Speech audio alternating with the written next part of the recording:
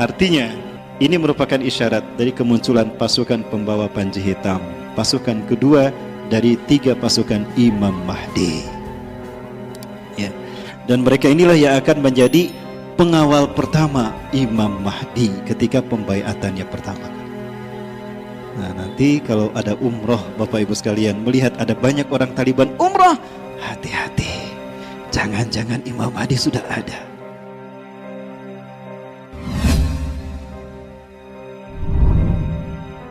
Isyarat-isyarat lain terkait dengan akan terjadinya perang Armageddon. Orang bisa menyaksikan? Sekjen PBB, ya, Antonio Guterres itu pernah menegaskan solusi 2 negara satu-satunya cara untuk perdamaian di Palestina Israel. Ya, di Yerusalem tanda petik. Bapak Ibu rahmati Allah, kalau ini terjadi dan solusi ini diterima, Bapak Ibu, maka Palestina akan terpecah menjadi 2. Kalau kita berjalan menuju West Bank, tepi barat, ke kanan itu ke Ramallah. Nanti ada petunjuk arah Ramallah. Itu kampung halamannya Yasser Arafat dan makamnya Yasser Arafat ada di sana. Nah, itu akan menjadi wilayah Palestina, ibu kotanya Ramallah. Ini tawaran dari Antonio Guterres, Sekjen PBB. Cuma ini solusi untuk menyelesaikan konflik Palestina Israel. Adapun jika kita ke kanan, itu kita ke Al-Quds atau ke Yerusalem. Versi kita Al-Quds, versi orang Israel Yerusalem. Artinya jika itu nanti dibagi 2, ini diterima, maka Al-Quds akan jatuh ke tangan Israel. Yerusalem akan menjadi ibu kota Israel. Dan jika itu terjadi, maka Israel akan leluasa menghancurkan kiblat kita yang pertama, Masjidil Aqsa. Ini akan memicu marahnya umat Islam. Di saat itulah Allah akan memberikan hukuman kepada Israel.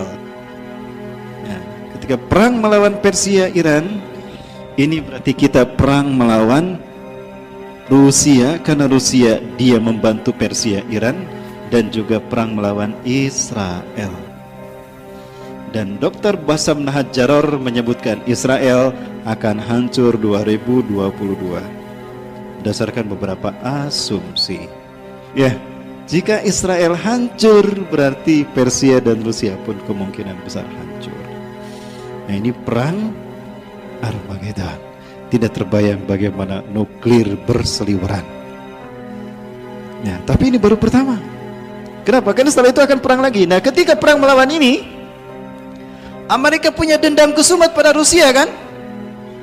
Dan Amerika pun sebetulnya sudah capek menjadi budaknya Israel. Maka Amerika bersekutu dengan umat Islam Arab, ya Bapak Ibu, dengan umat Islam Arab. Tapi sebelumnya coba Bapak Ibu coba lihat pertemuan utusan Amerika Serikat dengan petinggi Taliban. Nah, ini yang pernah datang ke Indonesia, yang pernah makan-makan bersama Pak Yusuf Kalla dan Pak Anies Baswedan, ya. Nah, ini menyerahkan, Amerika secara resmi menyerahkan Afghanistan pada Taliban dan menyatakan akan menarik mundur semua pasukan Amerika. Artinya, ini merupakan isyarat dari kemunculan pasukan pembawa panji hitam, pasukan kedua dari 3 pasukan Imam Mahdi. Ya. Dan mereka inilah yang akan menjadi pengawal pertama Imam Mahdi ketika pembaiatannya pertama. Nah, nanti kalau ada umroh, Bapak Ibu sekalian, melihat ada banyak orang Taliban umroh, hati-hati, jangan-jangan Imam Mahdi sudah ada.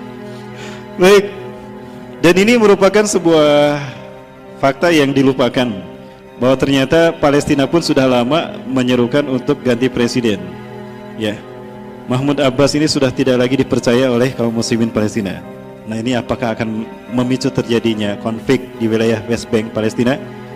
Hal ini akan menguatkan posisi Hamas di Gaza Strip, di jalur Gaza, yang ada kemungkinan nanti Palestina akan jatuh kepada kaum muslimin, dan ini akan memicu perang Palestina Israel dalam skala yang lebih besar.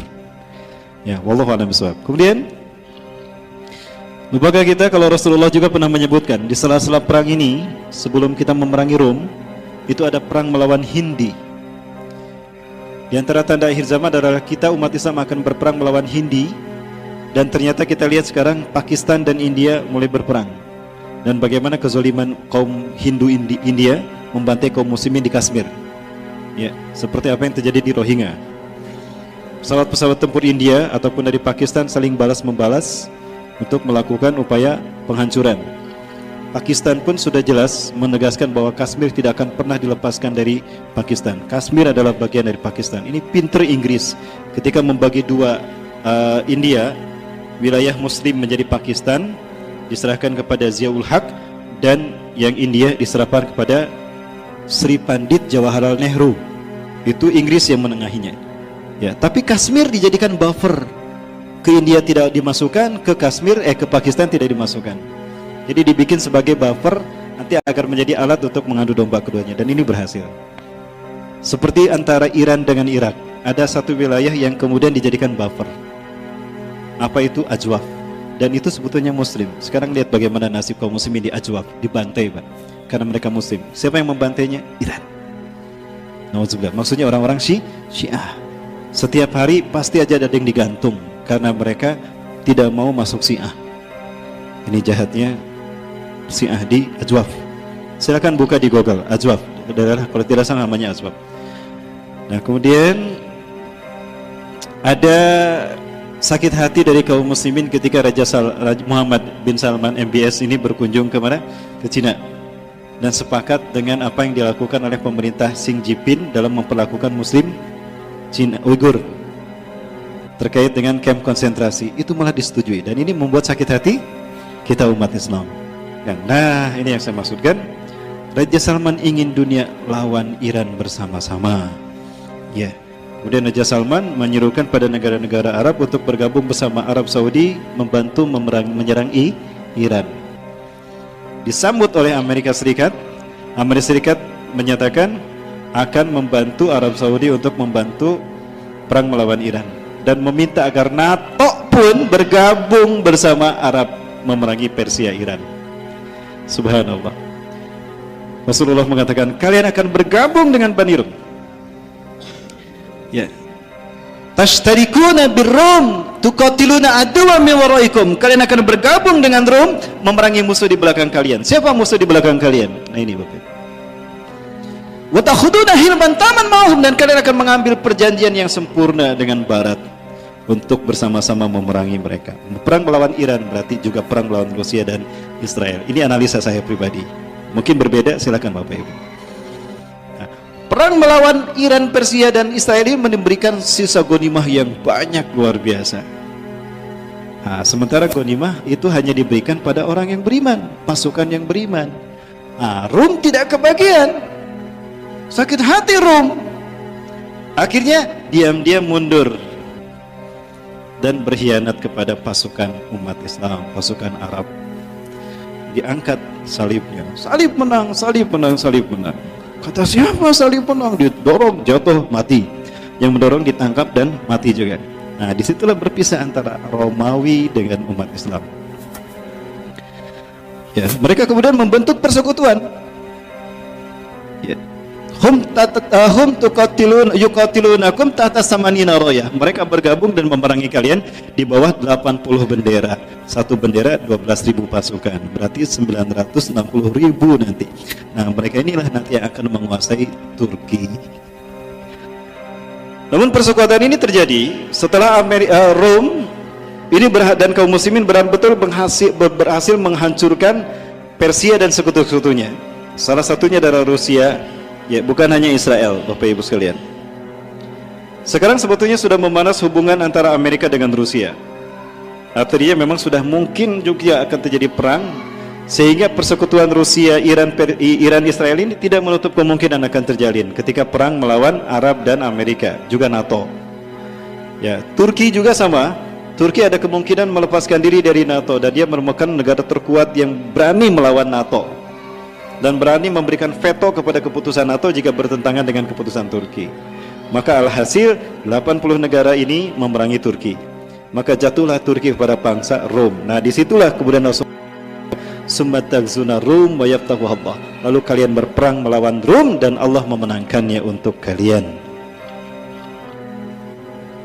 Ini balas-balasan antara Rusia dengan Amerika Serikat. Begitu pula Donald Trump yang juga ikut campur dalam hal ini. Nah, Bapak Ibu rahmati Allah, dalam konflik semacam itulah kemudian muncullah pasukan Panji Hitam dari bumi Khurasan. Dan sekarang isyarat itu sepertinya sudah ada karena Taliban sudah kuat sekarang, ya. Nah, Rasulullah pernah menyatakan, "Yakhruju min Khurasan rayatun sud." Akan keluar pembawa Panji Hitam dari bumi Khurasan. La yarudduha syai'un. Tidak ada sesuatu pun yang bisa menghentikan kekuatan militernya, laju langkahnya. Hatta tunsoba bi Ilya, sampai Panji Hitam itu ditancapkan di Al-Quds. Ilya itu artinya Al-Quds, Palestina. Rasulullah mengatakan pada Abdullah bin Hawalah Al-Azdi setelah perang melawan Bani Mustalik, "Hai Abdullah, ya Ibn Hawalah, jika engkau melihat Panji Hitam berkibar di bumi Al-Quds atau di pelatarannya, maka yakinilah kiamat lebih dekat kepadamu ketimbang kepala dan pundakmu." Jadi jika nanti Panji Hitam sudah berkibar di Palestina, Masya Allah, itu kiamat hanya tinggal menghitung. Tidak lama lagi insya Allah, dimulai dari 2019.